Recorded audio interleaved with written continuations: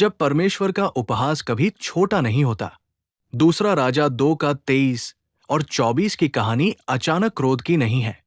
ये परमेश्वर और उसके अधिकार के प्रति अनादर के बारे में एक गंभीर चेतावनी है। जब एलीशा यात्रा कर रहा था, तब कुछ जवान लोग नगर से निकल कर आए और उसका मजाक उड़ाने लगे। पवित्र शास्त्र कहता है, उन्होंने उसे ठट्ठों में उड़ाया और कहा, अरे गंजे, ऊपर चला जा। अरे गंजे, ऊपर चला जा। ये छोटे बच्चे नहीं थे। ये ऐसे जवान लोग थे जो समझते थे कि वे क्या कह रहे हैं। ये कोई हल्का या खेल खेल में किया गया मजाक नहीं था। ये खुला, ऊंची आवाज में और शत्रुतापूर्ण उपहास था। उनके शब्दों में गहरा अर्थ छिपा था।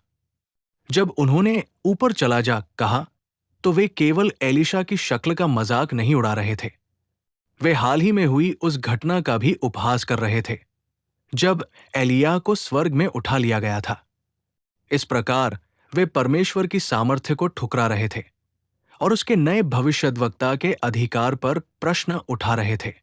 ये घटना बेतेल के पास हुई, जो मूर्ति पूजा के लिए प्रसिद्ध स्थान था। ये दिखाता है कि ये परमेश्वर के संदेश को जानबूझकर अस्वीकार करना था।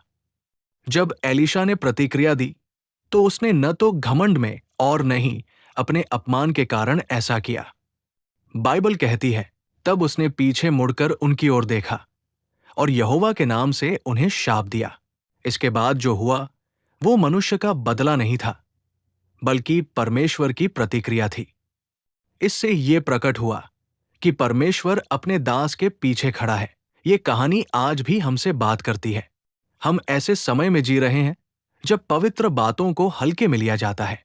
परमेश्वर के सेवकों का उनके विश्वास, उनके संदेश या यहां तक कि उनके रूप रंग के कारण मजाक उड़ाया जाता है।